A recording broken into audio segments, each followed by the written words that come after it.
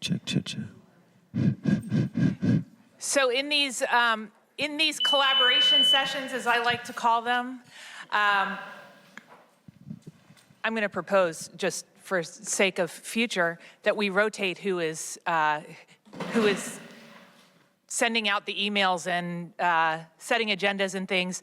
But since I did that this time, I'm just going to call us to order and invite John Weichart to invite our colleagues from Schmidt to begin making a presentation. I sent out an agenda earlier to public officials just asking for input on additions. There were no further additions, so we will go with the agenda that was proposed, which is that Schmidt will present for between 20 and 30 minutes, and then we will have a roundtable discussion. I think collaboration works best if we can all agree to respect one another's time. So sort of if a point's been made, you can say yes, but make additional points as you move forward. And in that way, we can really build a circle that's working towards a goal. My goal today is to get just further input. As we all know, CIB has been holding public meetings. We are all invited to go to those. We're appreciative to the CIB for spending this extra time with us, and to Schmidt for holding a meeting where they welcome our questions and input directly. John. I'm going to run up here and use this because Schmidt will be following me up here briefly. First, I want to thank you for the invitation to be here with you today. This is part of the input gathering that we're doing as a capital improvement board. We've had, actually it all started back in June, a work session that you had collectively, a letter from the City Council that came from that work session. That was the beginning of input. In July, we had a series of meetings with 9 different groups over 2 days. In September, we had a public meeting just a couple of weeks ago, so we're very happy to be meeting with you as well. And the guidance for these meetings comes from your interlocal agreement, where you've said to us you need to meet with city and county leadership and the public, and that's what we've been attempting to do. And Schmidt's been involved with those conversations and has been leading them. I want to mention we have members of the CIB who are with us today. I know they're now scattered around the room, so I'm going to look. Jay Baer is here, Jim Silberstein, Joyce Poling, Doug Bruce. I saw there's Eric Spoonmore. Did I miss somebody who came in and sat down somewhere else? All right, and we have, are you just waving at me, Margie? Oh, okay. All right, well, I'll give it back. I'll give it back. I'm easily distracted. Sorry. I do want to make mention of the fact, because I think it's important. This is our 29th public meeting about the expansion of the convention center. The 29th public meeting we've had since we first met 1 year ago this month. So we are now into 1 year as a CIB. We've had 12 CIB meetings. We have had 5 city council presentations, 3 meetings of FabTech. We've interviewed hoteliers, construction managers, owners reps, all in public meetings. We have, I mentioned our work in July, meeting with collaborators. This is our second work session, obviously, and I mentioned the public meetings. So 29 public meetings, open to the public. We have a website. Everything we do is on the website for complete transparency, including our agenda, including our minutes, everything you may want to know about our work. With that, let me introduce Sarah Hempstead, who's the CEO and principal at Schmidt Associates. Eddie Layton is with her as well, who's an associate and project manager on the project. They're going to lead you through where we are to date on design. And I want to mention to you that this design has evolved after every one of the public meetings or every one of the meetings we've had seeking input. So the design you're going to see today may still be, as of 8:30 this morning, it was still in somewhat rough form because it's still being changed and adaptations are still being made to it. And I'm going to assume there may be others that are made after this meeting as we listen to how you react to what we're presenting to you. And then we have a CIB meeting next Wednesday where we'll get an update on all of this. So with that, let me introduce Sarah Hempstead from Schmidt Associates.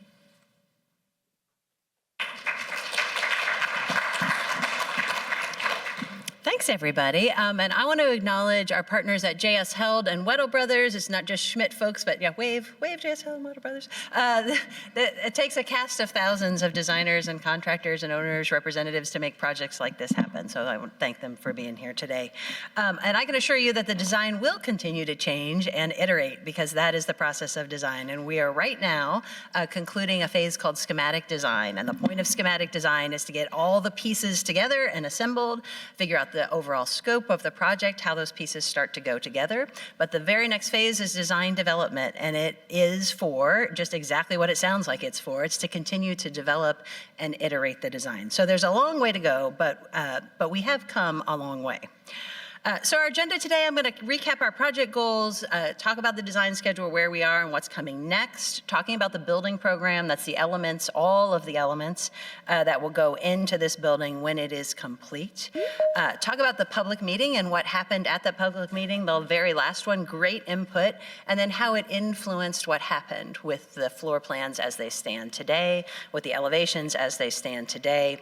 I want to go into the city comments and how the design is starting to address some of those comments, go into the LEED scorecard. That's how we measure sustainability and energy, where we know we are right now, where we think we're going, and then I'll touch on the budget at the end and then leave lots of questions, Ms. Mayor, for lots of time for questions at the end. So just as a big reminder of what is the true north of this project, and the true north of this project is represented really in 5 big goals. One, the biggest goal of this project is to expand the space so that you can offer larger and more conventions. You can bring more people here to Bloomington to appreciate all the great things that you have, and you can act as a resource to people who live in Bloomington right now. 2, we want to create inspiring architecture, creating memorable experiences. We want people to feel like they have been somewhere when they have been here. 3, we want to showcase the uniqueness and amenities, what is special about Bloomington, what makes it authentic, a place that is different than every place else. 4, we want to enhance connectivity in every way that we can enhance connectivity on foot, whether you're on a bike, whether you're in a car, the community connectedness to this space and place. And then finally, we want to achieve sustainability. We want to make this place a model of how convention centers can really showcase sustainable solutions. So here's where we are. Schematic design, project definition, is the first phase in any project. Next, we go to design development or final design, then to construction documents, and then we start bidding the project to subcontractors to start doing the work. And so when I say there's a long way to go, I really mean it. We are not all the way through construction documents until the end of July. It means there's a lot more months of work for all the architects and engineers to iterate and then document all of the design decisions. Where we are right now, if I jump into a little bit of detail about schematic design, which is project definition, we have done existing building assessments. We have done things like getting surveys on the site across the street. We've been collaborating with the community. We've been collaborating with Talisha and her wonderful staff, collaborating with the engineers to iterate solutions. And we are right now at the very end of that schematic design project definition period, which means coming to final solutions on all the parts and pieces, how they're going to go together, and doing budget reconciliation. And so that is the end of any schematic design process, is do we have the right things together? Are we headed in the right direction? And are we on the right budget? So part of that is making sure that we have the program correct. So the program is all of the elements that go into a building, down to the restrooms, down to the vestibules, down to the big event center. And when we're all the way done, we are about 60 to 64,000 square feet in new construction. That's the addition to this building that's right across the street. And then this building is about 40,000 square feet. And so within that construct of about 100,000 square feet, making sure that we have enough space for every janitor's closet, every mechanical room, and the big event and convention spaces like this one, so that we can do the job that we're all brought here to do. So here's where we were, lagging just a little bit. Here's where we were with the first version of the floor plans. What's most important here, and I'm gonna not take this mic with me. Can I take that mic with me?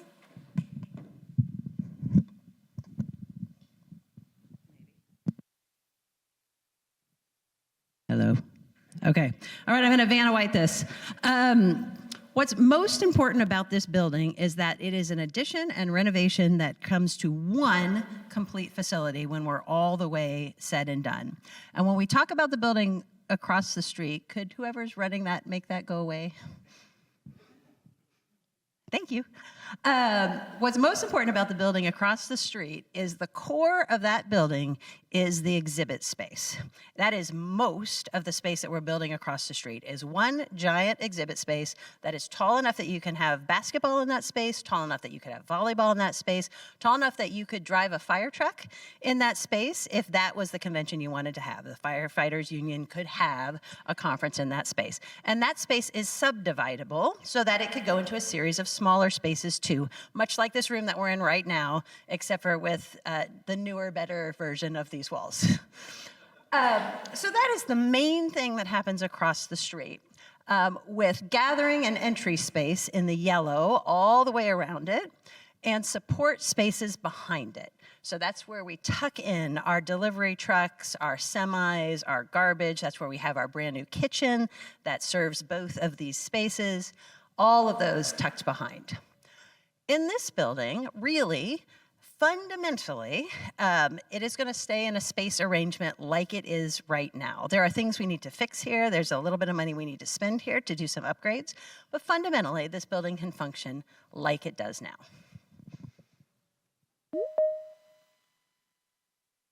On the second floor, as we had this drawing originally, the second floor stays fairly similar to the way it works now.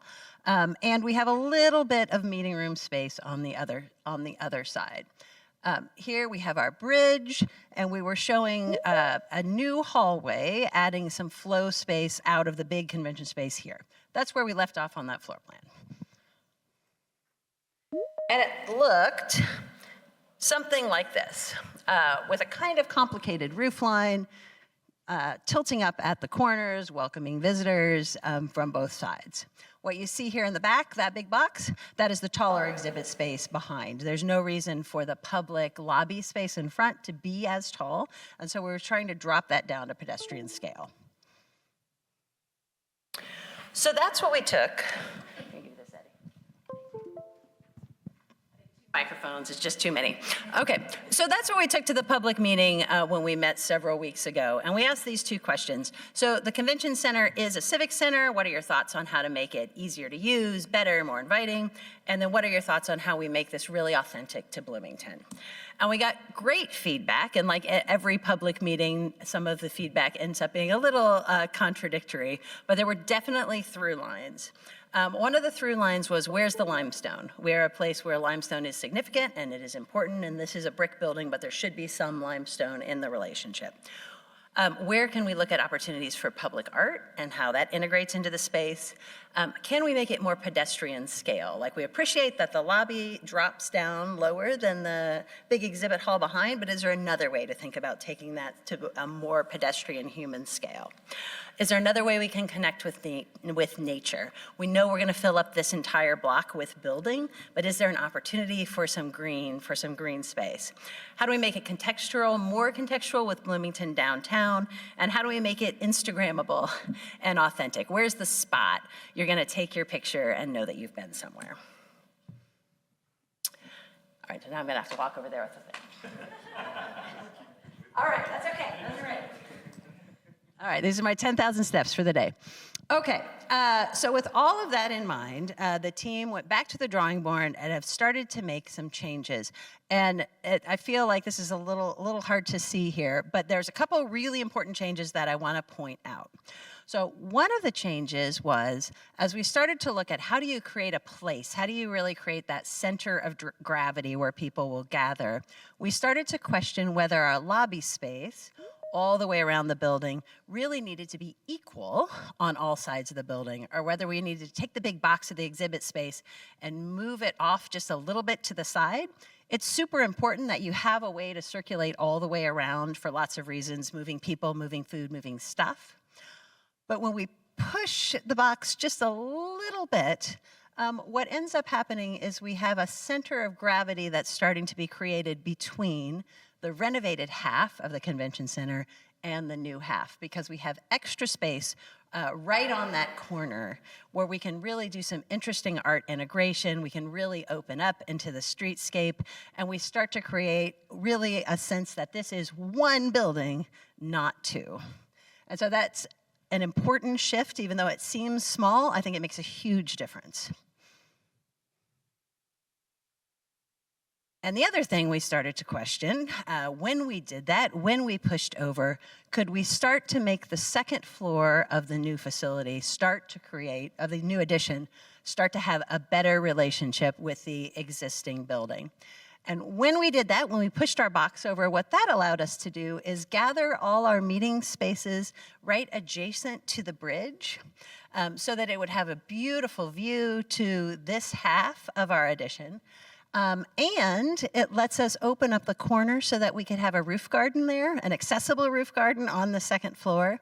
And so from that space, that little green box up top, you could step outside and actually look to the rest of downtown proper and have an indoor-outdoor experience, which I think is infinitely rentable, Talisha. You could sell that tomorrow. I'll have a glass of wine out there.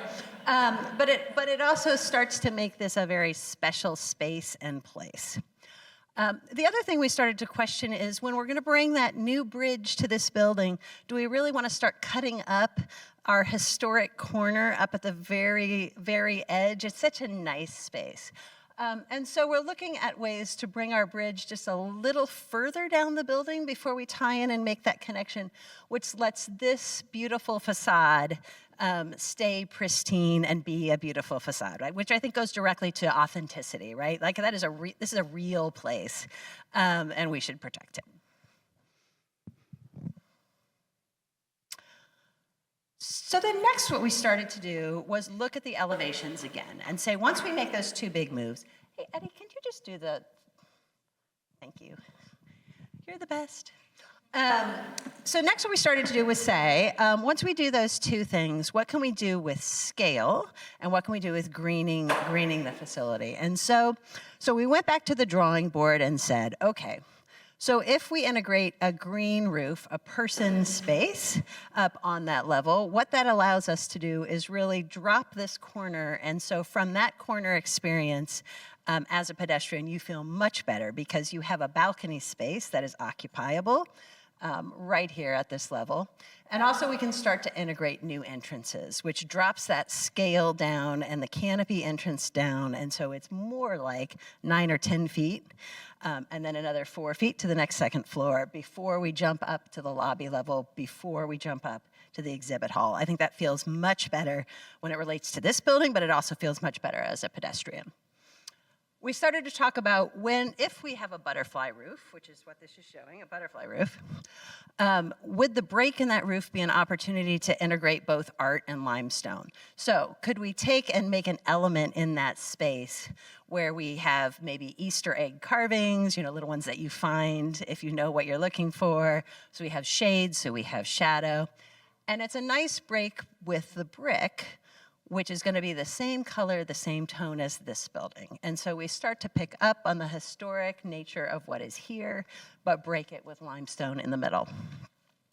The other thing we really started to push on pretty hard was making the bridge more beautiful. And I think the way to do that is to make the bridge replicate some of the window patterning that is happening here, make it a simple, elegant piece that takes you across the street, but also gives you a reason to take pause and look up the street to the rest of Bloomington. So started to look pretty hard at making that a beautiful piece of architecture. So thank you, Eddie. So there's one version of the world, and this is from the streetscape side. So just in a massing model, this space right here would be that garden, that occupiable roof garden. We did cut a hole in the roof because it'd be kind of nice to have a little bit of sun down there. We can talk about that because it does rain here occasionally, but making that an occupiable space. And this is about the perspective if I was standing across the street. If I was catty corner looking at the building, this is about how that would feel. Go to the next one. So then we started looking at it in another way, which is to say, can we take all of those same ideas and simplify that roof line, and is that better? Really what we're designing is a big, beautiful pavilion. That's really what it is. And so there is an option where we would take the butterfly roof and make it a clean, crisp, cantilevered line all the way across the building. And that's what you'd see here. The other elements thank you. The other elements fundamentally remain the same. And in fact, from the viewpoint of a walker down the street, of a pedestrian, it would feel very similar to the first, but go back. Thank you. But functionally, what that does is it allows us to bring the roof plane even a little bit lower than the butterfly and still keep a modern edge, still relate to the building that's across the street, and do the rest of the things that we talked about. So that's kind of where we are with our current floor plan updates and our elevation updates based directly on the feedback we received at the next board meeting. I feel like we're getting closer. Like I said, design is iterative, right? It's a big spiral. You get closer and closer to the right answer. And as we've spun another round here in the last 2 weeks, I feel like we've gotten closer to the right answer. More elegant, a better use of space, and more respectful of what's happening here. Okay. So in addition to that, we continue to look at requests from the city letter and how we can integrate those things in the project. And so we've made for ourselves a little scorecard so we can keep score and make sure that we're doing these things.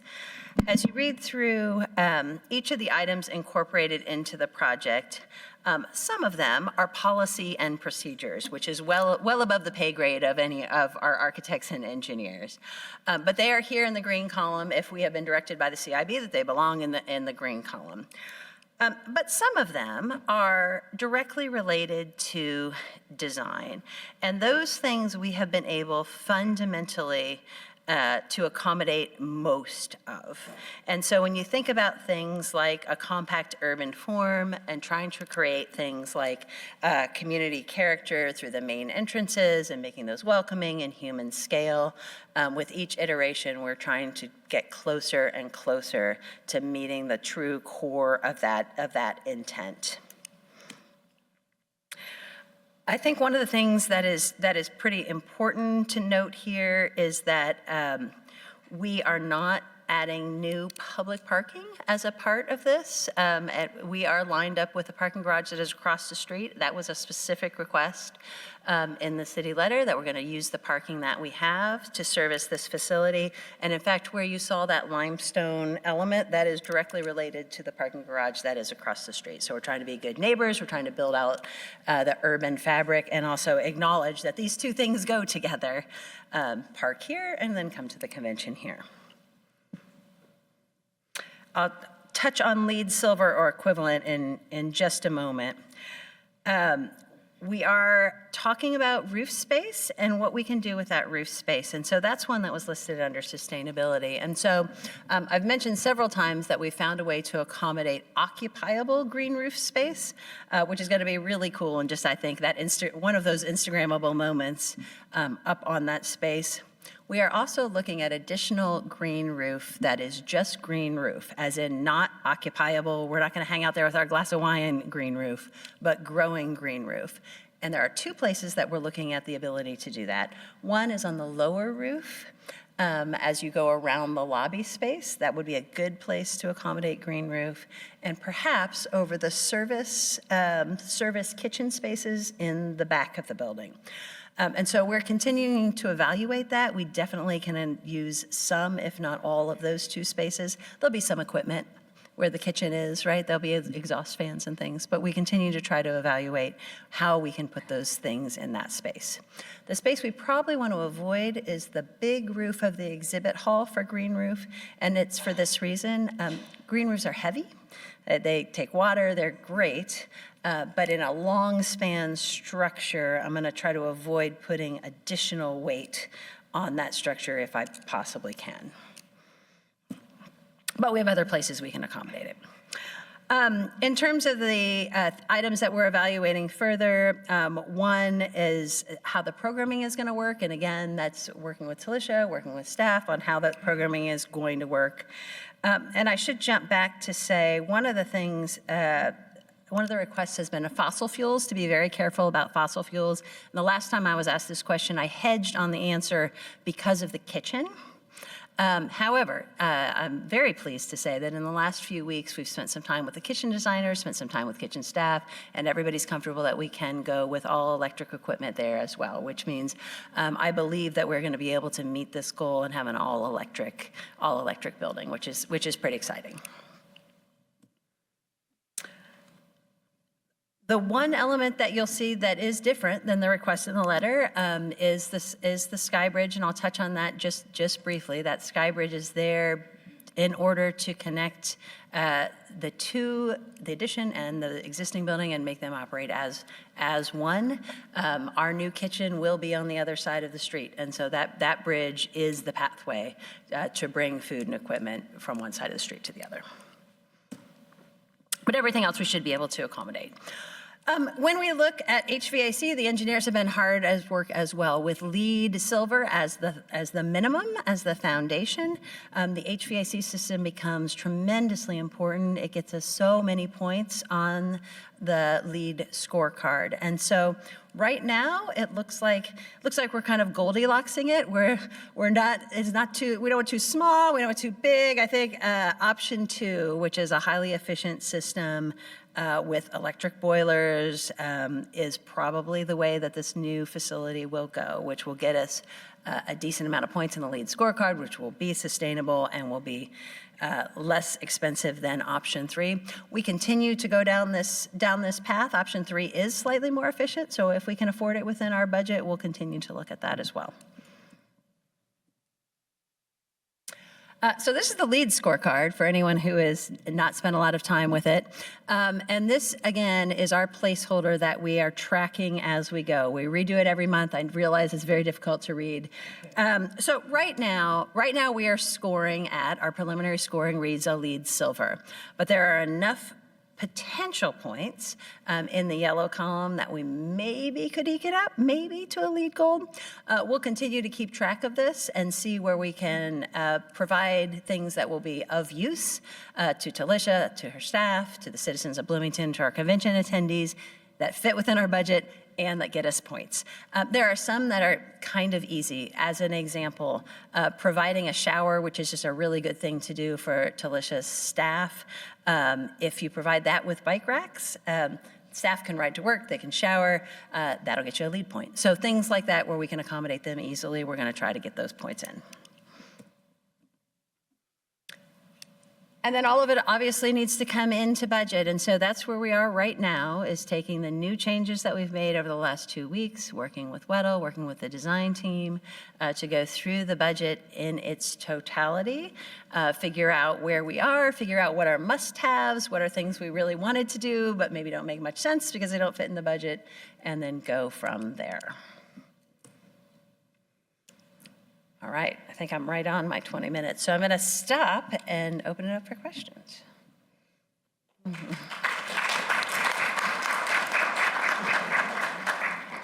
So thank you so much for this presentation, and also just want to acknowledge how responsive your team has been to the ongoing input that you're getting, and really nice to see all of these changes and how well you have met so many of City Council's letter requests.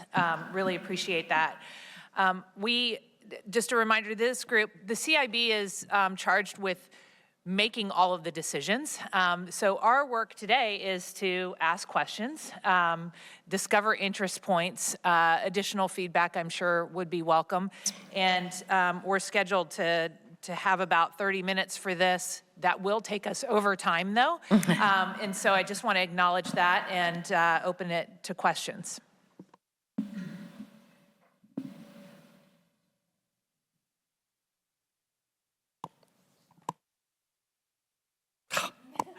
Does this work? Okay, thank you. And I actually have 2, but I'll just ask 1 now because others may have questions. This is, first of all, very impressed with the changes you've made in response to the feedback. This is great. With respect to the rooftop garden, the occupiable rooftop garden, and this is maybe less of an architectural question than a policy question, but will there be opportunities for the general public who aren't attending specific events at the convention center to on occasion or in certain times have access to that space to, you know, if this is really an iconic view of Bloomington or will be, we want people who aren't necessarily attending a specific event. Yeah, that's a great question. Yeah, thank you. That's a great question, and I think best answered by either the CIB or by Talisha and her staff. That is a policy question for sure. Well, actually, we haven't started talking about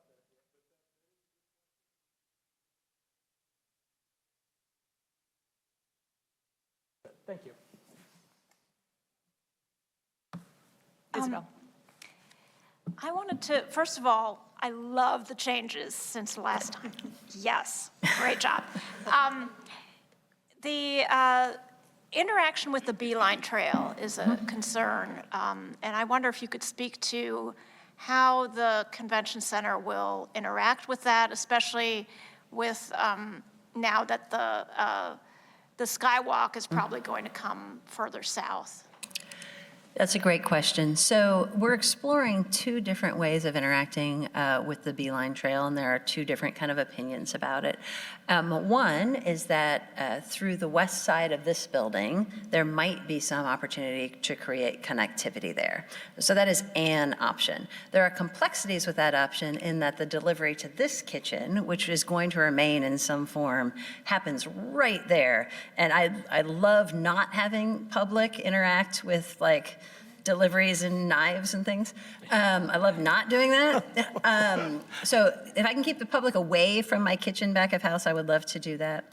The second way that we're exploring is our landscape architect, and I didn't go into our site planning today, has suggested space just to the south of the hotel that she thinks that connection could happen a lot better and has some ideas that way. So we will be bringing back some ideas and iterations of how that connectivity could work better, but we are very mindful that it is super important because what a great space.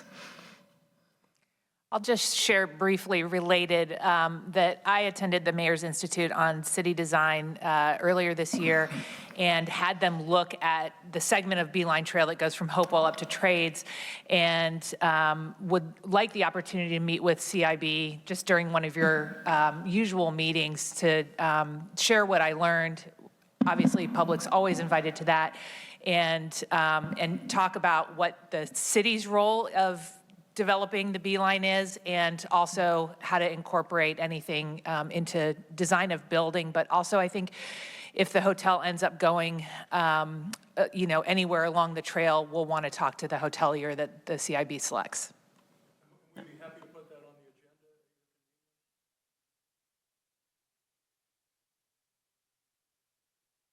agenda. We'll get that on the agenda. Great, thank you. Kate. Yeah, first, I concur. Every time I see what you've come up with, I just am more and more impressed with how you're making this feel like a project that's very responsive to the community. So thank you for that.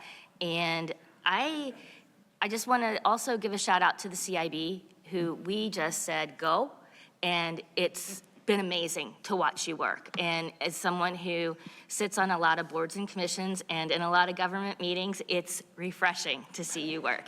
So that said, sorry, that's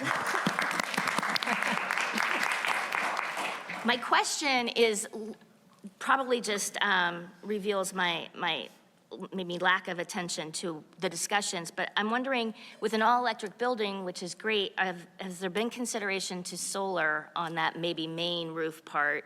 Well, that's it. I'll ask that. Yeah, so that's still under evaluation, but we have had that conversation. Downside, upside. Solar's great, and we'll be able to generate something off of it here. It too is heavy, right? And so that long span steel Because in convention centers, what I want the long span steel to be able to do, in addition to holding up the normal load, people are going to want to hang things from the steel, right?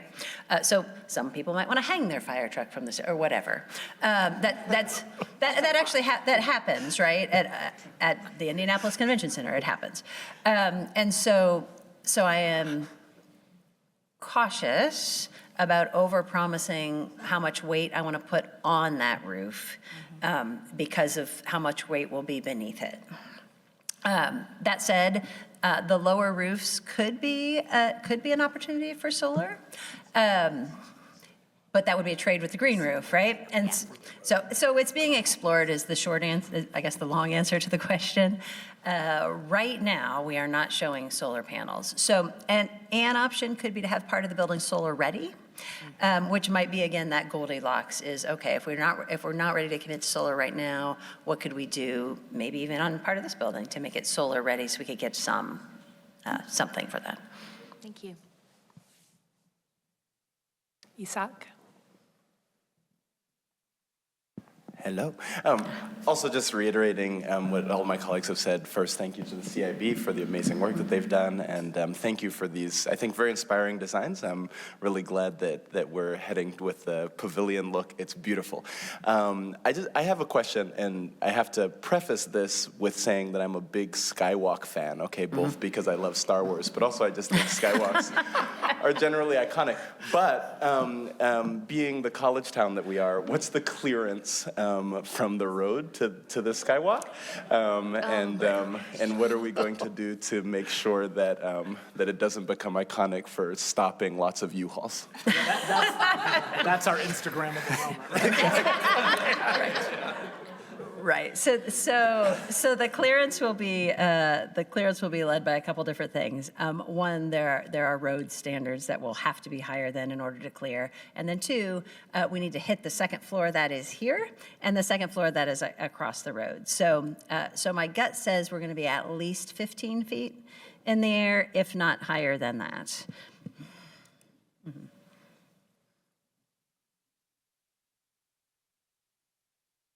Did you have Actually, my other question was asked by answered. Isabel. Okay. So, other question? Yeah, Hopi. Thank you. I just want to hear a little bit more about the loading and unloading area in terms of vehicles turning off of College into it, or will they be coming off of, well, like how will that work? And then how will we have like assurance of pedestrian safety and vehicular travel flow and all of those things, and that it doesn't like detract from the overall image of what we're creating? Yeah, that's a great question. That is one of the challenges of this site for sure, right? We are filling this site with building, and there's really no back, right? There's no back door. So having explored multiple places where the loading and unloading can be, where it is right here, tucked behind the southwest corner of the building. And it is there because it is the easiest place for semis to pull in and pull back out. There's enough space there where even, I'm not going to say an inexperienced semi-driver, but it will not take the best semi-driver in the world. That is a doable turn to pull into that space and back out. One of the things that's unique about this design as well, and you can see it right here, you can't really see it right there because it's jumping on my screen.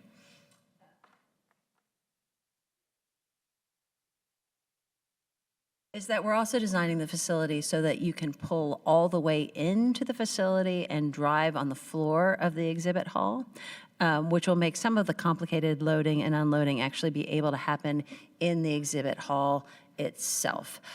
That's a trade because there's a substantial amount of square footage used to make that driving possible, but it is in direct response for the tough unloads to be able to take themselves out of the picture so that it's easier for everybody else.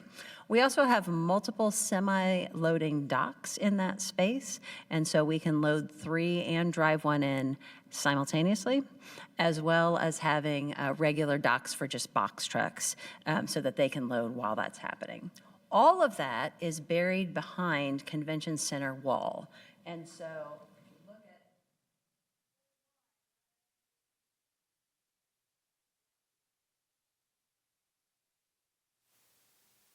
the entirety of the loading zone will be happening behind what to the observer walking down the street will just read as a wall of the convention center.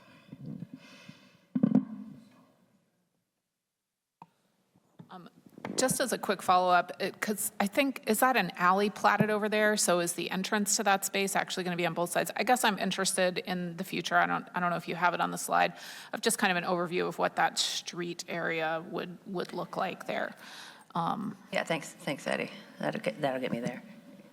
Yeah, thank you.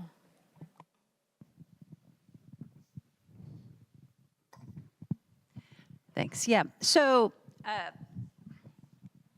hello. Okay, so this is the older version of the plan, but it's the only one I have here that's actually on a site plan. But this will give you kind of a sense of what's happening. So here's our loading dock with our drive-through aisle right there. 3 semis plus 2 box trucks unloading simultaneously, space for all of that. This is the wall of the convention center. So trucks pull in this way, back into that space, and can pull directly out. And so that is how this yard, this loading yard works. There is an alley here. There's also an alley here. Those alleys are not large enough to pull semis through them. Semis must pull into this lot and out of this lot on this street. So we did test that, not through driving a semi through there. We did test that to say, oh, if you're a really good semi driver, like, could you do it? And the answer is no, you cannot. Yeah, not unless you can shrink your truck. And so this lot here does not belong to the CIB. That is a private lot, and so we cannot go through that direction at all. So there will be no through traffic going that way, and there will be no through traffic going through the alley.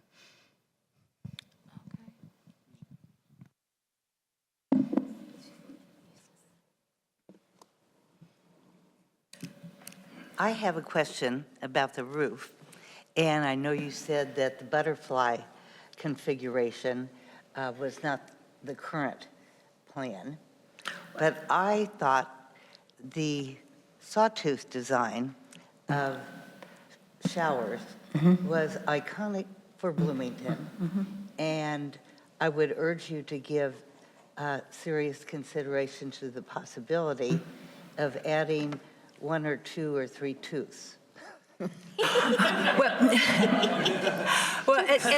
And to be clear, what is under evaluation right now is the butterfly roof, which is a simplification from where we were before. Before we had a roof that was folding in multiple directions simultaneously, or the simple cantilever roof. So the butterfly roof is not out of consideration right now. They are both being considered. But thank you.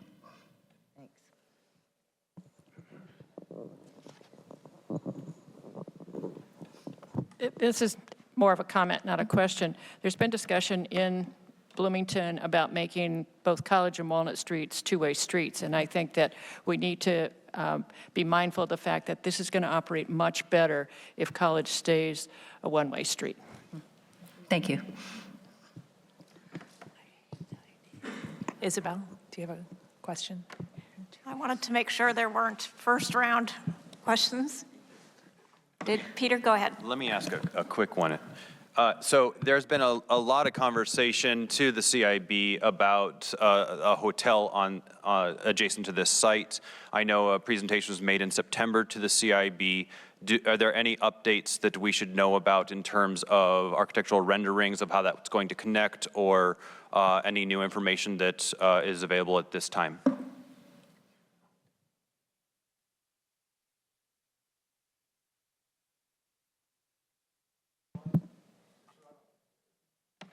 How about now?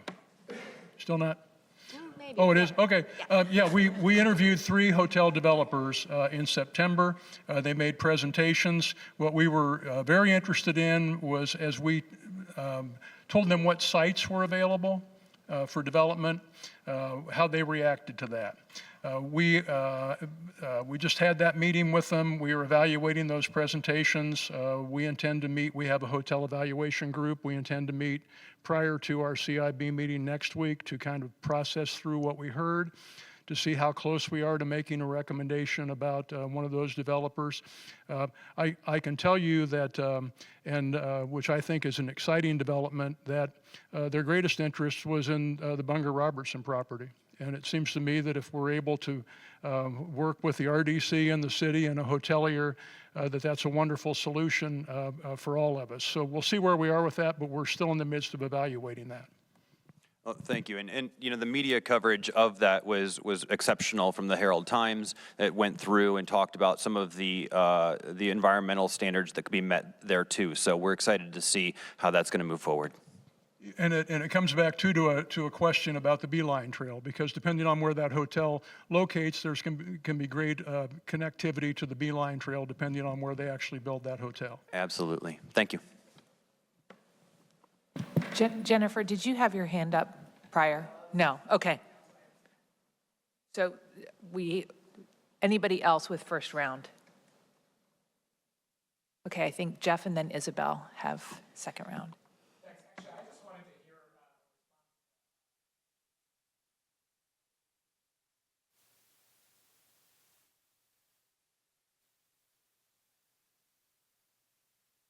Say that again, I'm sorry. Sorry. Move your mic closer. Sorry. I just wanted to see if any of the team had reactions to Penny Given's comment. And in particular, have you analyzed what the impact on the project would be if Walnut and College go bidirectional? So maybe a two-part answer. Yes, we are aware that the streets may become two-way streets, and so our site team, who is not here today, is well aware of that and working through what that accommodation might look like. That's part one. Part two is whether they are two-way streets or one-way street, there is no other space that makes sense for the loading and unloading dock to be. And so two-way or one-way certainly makes the pull-off and pull-in easier.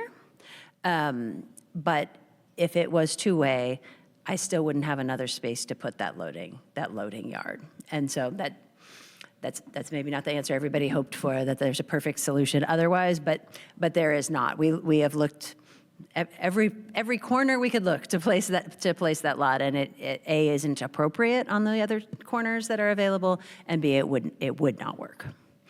You're welcome. I wanted to follow up on possible solar panels, and I wonder if it's been considered to put them on the roof of this building? We're looking at that as well. We're looking at both the existing building and the new addition to say, would it make sense? What would it take? How much would it cost? So yes. Go ahead. Yes, please.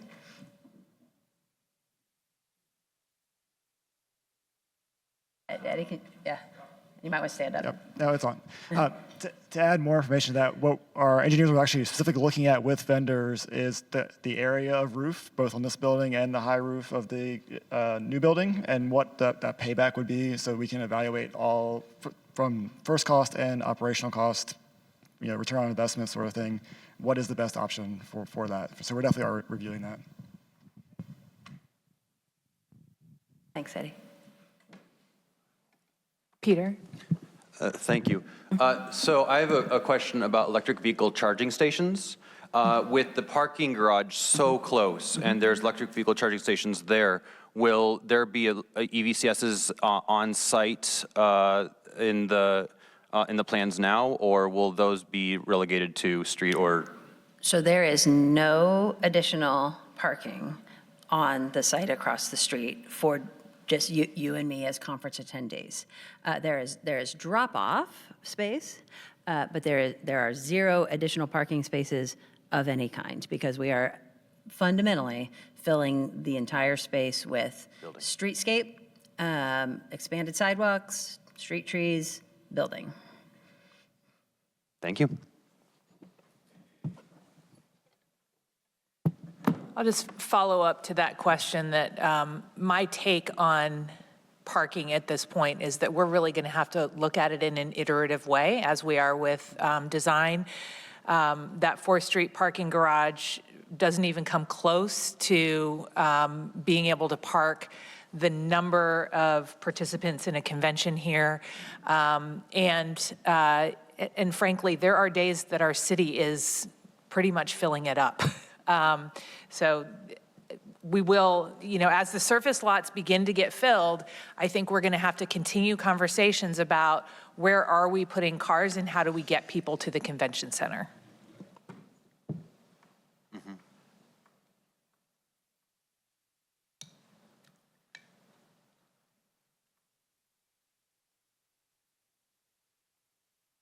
If there are no further questions, first of all, I'm very impressed that we did this in 52 minutes.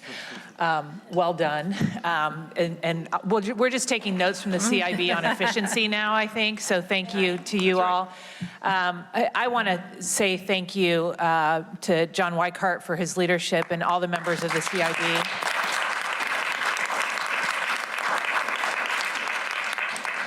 It's really a delight to follow as efficient a construction process as we possibly can through the design and ultimate construction. This is really a gift to our community, and you all are volunteers and really appreciate the work that you all are doing. And to Schmidt, thank you for incorporating our public comments, our elected officials' comments, and continuing to work on a design that really is going to live so well for Bloomington and Monroe County. Really appreciate that. Thank you. I'll take any suggestions for next steps. We have this time outlined for any potential next steps. I think this meeting was helpful to sit around the table. And I also have been interacting with my appointees on the CIB and hope that we all have. Could we have an idea of the timeline for coming to the City Council with a bond proposal? What I think we're hearing is that the City Council, if it approves moving forward with the bonding issue, that may be a first quarter of next year, early 2025. So clearly, we want to be before you prior to then. So sometime, I'm ballparking here, sometime at least in December that we're before the City Council, talking about the bond issue and seeking your approval for that. So, but that's, I'm still ballparking here when I say that.